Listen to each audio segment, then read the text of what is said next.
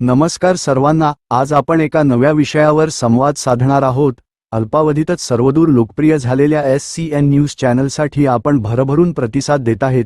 येणाऱ्या काळात सामाजिक बांधिलकी मानून विकासाची वाट पाक्षिक नव्या स्वरूपात आपल्या भेटीला येते।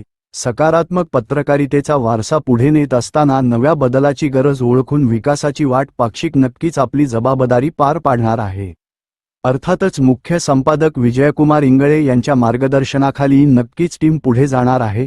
सामाजिक प्रश्नांना सकारात्मक पत्रकारितेच्या जोरावर मांडण्यासोबतच समाजातील प्रसिद्धीपासून लांब असलेल्या घटकांना पाठबळ देण्यासाठी विकासाची वाट पाक्षिक आपल्या सेवेत लवकरच येत आहे। समाजातील सर्वच प्रश्नांची सोडवणूक करतानाच विविधांगी लेखन, सकारात्मक पत्रकारितेचा वारसा जपत प्रश्न मांडण्याचा विकासाची वाट पाक्षिकाचा प्रयत्न असणार आहे। उत्तर महाराष्ट्रातील विश्वासार्ह पाक्षिक म्हणून विकासाची वाट नक्कीच जबाबदारी पुढे नेणार आहे।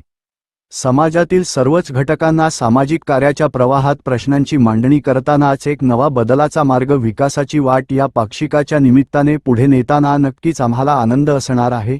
आपले सहकार्य नेहमीच असू द्यात। यासोबतच वर्षातून 2 वेळा पाक्षिक विकासाची वाटच्या निमित्ताने समाजासाठी योगदान देणाऱ्या वेगवेगळ्या क्षेत्रातील घटकांचा राज्यस्तरीय पुरस्कार देऊन गौरव करण्यात येईल। विकासाची वाट पाक्षिकाच्या निमित्ताने वाचकांना लिहिण्यासाठीही यानिमित्ताने संधी आम्ही उपलब्ध करून देतोय।